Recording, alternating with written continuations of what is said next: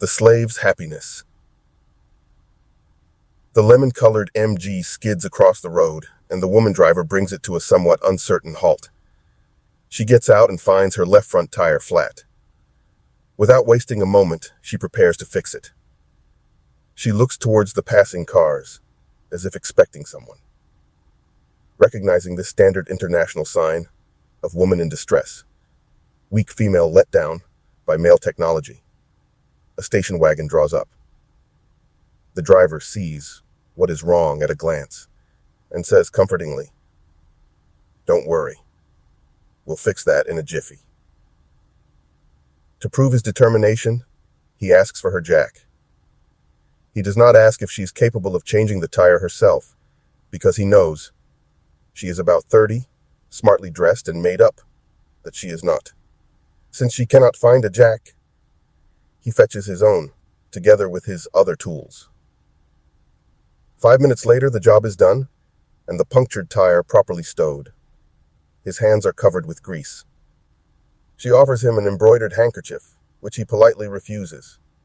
He has a rag for such occasions in his toolbox. The woman thanks him profusely, apologizing for her typically feminine helplessness. She might have been there till dusk, she says, had he not stopped. He makes no reply, and, as she gets back into the car, gallantly shuts the door for her. Through the wound-down window, he advises her to have her tire patched at once, and she promises to get her garage man to see to it that very evening. Then she drives off. As the man collects his tools and goes back to his own car, he wishes he could wash his hands. His shoes, he has been standing in the mud while changing the tire, are not as clean as they should be. He is a salesman. What is more, he will have to hurry to keep his next appointment. As he starts the engine, he thinks, women, one's more stupid than the next. He wonders what she would have done if he had not been there to help. He puts his foot on the accelerator and drives off, faster than usual. There is the delay to make up. After a while, he starts to hum to himself. In a way, he is happy. Almost any man would have behaved in the same manner, and so would most women. Without thinking, simply because men are men and women so different from them, a woman will make use of a man whenever there is an opportunity. What else could the woman have done when her car broke down? She has been taught to get a man to help.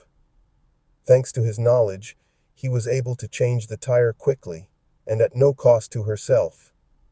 True, he ruined his clothes, put his business in jeopardy, and endangered his own life by driving too fast afterwards. Had he found something else wrong with her car, however, he would have repaired that too. That is what his knowledge of cars is for. Why should a woman learn to change a flat when the opposite sex, half the world's population, is able and willing to do it for her? Women let men work for them, think for them, and take on their responsibilities. In fact, they exploit them. Yet, since men are strong, intelligent, and imaginative, while women are weak, unimaginative, and stupid, why isn't it men who exploit women? Could it be that strength, intelligence, and imagination are not prerequisites for power, but merely qualifications for slavery? Could it be that the world is not being ruled by experts, but by beings who are not fit for anything else, by women? And if this is so, how do women manage it so that their victims do not feel themselves cheated and humiliated, but rather believed to be themselves what they are least of all, masters of the universe?